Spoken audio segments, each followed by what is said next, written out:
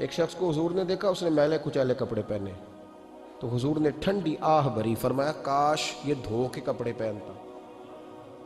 ایک شخص کو دیکھا بال بکھرے ہیں، کنگھی نہیں کی، تو حضور فرمانے لگے کاش یہ کنگھی کر لیتا۔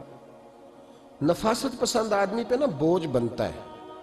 جو آدمی، آپ کو پتہ ہے کہ امام شافعی تو فرماتے ہیں جمعے والے دن غسل کرنا واجب ہے، ماتے غسل نہ کرے تو جمعہ ہی نہیں ہوگا۔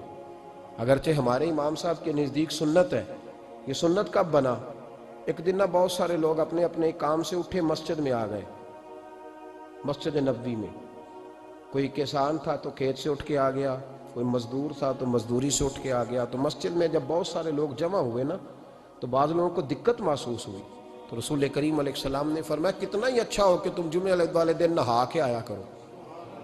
بس وہ صحابہ کا مزاج ہمارے والا نہیں تھا کہ تفصیل بتائیں، حکمت بتائیں، ملے گا کیا، ثواب کتنا، نہ نہائیں تو گناہ، یہ کوئی نہیں۔ حضور نے کہا کہ نہا کے آؤ تو کتنا ہی اچھا ہے۔ پھر کسی صحابی نے کبھی بھی بغیر غسل کیے جمعہ ادا ہی نہیں کیا۔ کسی نے بغیر غسل کے کبھی جمعہ ادا ہی نہیں کیا نا۔ اسلام بڑا خوبصورت دین ہے۔ حضور نے فرمایا جو کچا پیاز کھائے وہ مسجد نہ آئے، پہلے مسواک کرے، دانت صاف کرے، پھر آئے۔ نبی پاک صلی اللہ علیہ وسلم نے فرمایا جو کچی مولی کھائے مسجد نہ آئے۔ مولی کھانا جائز ہے، پیاز کھانا جائز ہے، لیکن منہ سے بدبو آتی ہے۔ نبی پاک علیہ السلام کا ظاہری حسن کیا بات ہے۔ میلاد مبارکہ میں نبی پاک علیہ السلام کی جو چیز بڑی کھل کے واضح آتی ہوتی ہے وہ رسول اللہ کا حسن و جمال ہے۔ آپ کی والدہ، آپ کی والدہ، آپ کی والدہ سیدہ طیبہ طاہرہ حضرت سیدہ آمنہ رضی اللہ تعالیٰ، اماں جی کہتی ہیں کہ میرے محبوب جب میرے بطن اقدس میں آئے تو جو تکالیف عورتوں کو ہوتی ہے مجھے ان میں سے کوئی تکلیف بھی نہیں ہوئی، اور اماں جی کہتی ہیں مجھے کبھی کوئی ثقل، کوئی بوجھ محسوس نہیں ہوا، اور فرماتی ہیں کہ جو ولادت کے وقت لوگوں کو، عورتوں کو تکلیف ہوتی ہے مجھے وہ بھی نہیں ہوئی، اور فرماتی ہیں کہ نبی کریم علیہ السلام پیدا ہوئے تو ہمیں حضور علیہ السلام کی ناف کو کاٹنا نہیں پڑا، ناف بریدہ پیدا ہوئے، ختنہ شدہ پیدا ہوئے۔ آپ کو پتہ ہے عورتیں غسل دیتی ہیں بچے کو پیدا ہونے کے بعد، لیکن میرے محبوب نے سجدہ ہی کر لیا پیدا ہوتے ہی، امتی امتی کہتے ہوئے پیدا ہوئے۔ حق نے فرمایا کہ بخشا الصلاۃ والسلام، اور پہلے سجدے پر روز ازل سے درود۔ میرے امام فاضل بریلوی کا جو انداز تکلم ہے نا، اس کی بھی حد ہی کوئی نہیں، کوئی حد ہی نہیں، کہاں تک ان کی محبت جاتی۔ کہنے لگے پہلے سجدے پہ روز ازل سے درود، یادگاری یہ امت پہ لاکھوں سلام، یادگاری یہ امت پہ لاکھوں سلام۔ بتائیے بغیر وضو کے، بغیر غسل کے سجدہ ہو جاتا ہے؟ تو حضور نے سجدہ کر کے بتایا کہ اللہ نے مجھے پاک صاف پیدا کیا ہے۔ نبی پاک صلی اللہ علیہ وسلم کی والدہ نے جب یہ باتیں ارشاد فرمائیں تو لوگوں نے پوچھا ان سے کہ اماں جی پھر آپ ایک جملے میں بتائیں کہ ماجرا سارا کیا تھا، آخر ایک ولادت تو ہوئی نا، آپ کے وجود اطہر سے ایک بچہ تو نکلا، تو یہ کیا تھا؟ تو سیدہ آمنہ فرمانے لگی خارج منی نور، بس میرے وجود سے ایک نور نکلا ہے، بس میرے وجود سے ایک، اور روشنی آتی جاتی ہے تو کسی کو تکلیف نہیں دیتی، ایک نور نکلا۔ میرے رسول کریم علیہ السلام کو ظاہری حسن بھی کمال دیا، اور پھر حضور کی نفاست پسندی، صفائی پسندی۔ نبی پاک جب بات کرتے تھے نا تو حضور کے دانتوں سے نور نکلتا، اس کے باوجود حضور ہر وضو کے لیے مسواک کرتے۔ میں نے ہر نماز کے لیے نہیں کہا، میں اپنے لفظوں کا ذمہ دار ہوں۔ کس کے لیے بولیں آپ حضرات؟ ہر وضو کے لیے، یعنی اگر نبی پاک نے وضو نماز کے لیے کیا تب بھی مسواک کی، اور اگر قرآن شریف کی تلاوت کے لیے کیا تو پھر بھی مسواک کی، کسی اور موقع کے لیے وضو فرمایا تو پھر بھی مسواک کی۔ اور سیدہ عائشہ فرماتی ہے جب بھی حضور گھر سے نکلنے لگتے پہلے مسواک فرماتے۔ حالانکہ رسول پاک کے دندان اقدس تو نور والے تھے، ضرورت ہی نہیں تھی، ہماری تعلیم کے لیے نفاست پسندی۔ ایک بات میں نے شروع کرنی ہے پر آپ نے ناراض نہیں ہونا، پہلے وعدہ کر لیں، جڑے نہیں بولے انہوں نے کی ارادہ ہو جانا ہے، چلو ہو جائے، کوئی گل نہیں، خیر ہے، ہو جائیں آپ ناراض۔ نبی پاک نے بڑی مونچھیں نہیں پسند کی، حضور کو اچھی نہیں لگتی تھی۔ ایک بات پوچھتا ہوں آپ سے، یہ درد دل ہے میرا اور صرف سمجھانے کے لیے عرض کر رہا ہوں، کوئی تنقید نہیں، اللہ تعالیٰ مجھے نیت کا وضو عطا کرے۔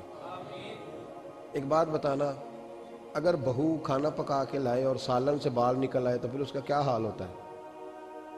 کئی تو بوڑھے پلیٹ اٹھا کے دیوار میں مارتے ہیں، ایسا ہی ہوتا ہے نا بھئی یہ کیا ہے؟ اور اگر کبھی روٹی سے نکل آئے تو بیوی صاحبہ کا کیا حال ہوتا ہے؟ یہ کوئی طریقہ ہے کھانا پکانے کا؟ اور اللہ تعالیٰ معاف کرے، اگر کبھی ہوٹل میں چلے جائیں امیر لوگ 15,000 کا ڈنر کرنے، تو وہاں کسی سالن کی پلیٹ سے بال نکل آئے تو پھر تو پیسے کیا دینے ہیں، پھر تو ان کو اور جرمانہ ہو جاتا ہے۔ یہ تو سارے بال نکل آئے تو مشکل، اور ویسے بھی جو نفاست ہے نا طبیعت کی، اس پر بوجھ بنتا ہے، بال کھانے میں ہو آٹے میں ہو تو بوجھ بنتا ہے۔ تو بڑی مونچھوں والا دوست بھائی بزرگ جب پانی پیے گا تو بال پانی میں جائیں گے کہ نہیں جائیں گے؟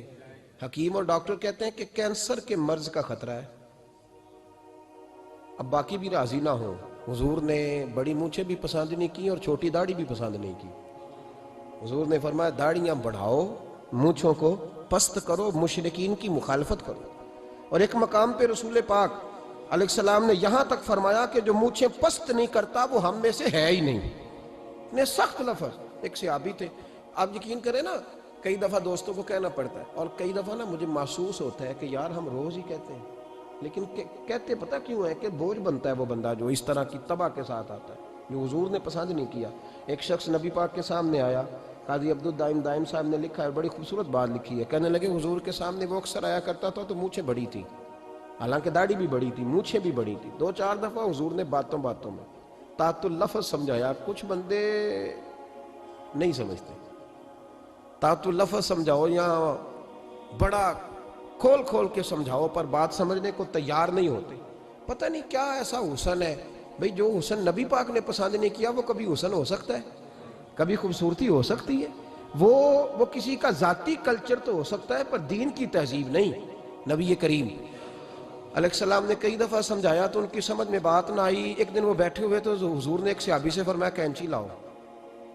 کہنے لگے میں سمجھ گیا کہ میرے ساتھ کچھ ہونے لگا ہے۔ ساتھ ہی حضور نے فرمایا ایک مسواک بھی لانا۔ کہنے لگے میں نے کہا بچت ہو گئی، میرے تو دانت صاف ہے۔ تو یہ شاید اس کی بات ہونے لگی ہے جس کے دانت بھی ٹھیک نہیں۔ دونوں چیزیں جب آ گئی نا تو حضور اٹھے اور نبی پاک نے مسواک ان کے ہونٹوں پہ رکھی، اسی سے آبی ہونٹوں کے اوپر مسواک رکھ کے تو اوپر سے حضور نے مونچھیں کاٹ لی۔ فرمایا یہ نہ ایسا کرو، یہ چیز مجھے پسند نہیں ہے۔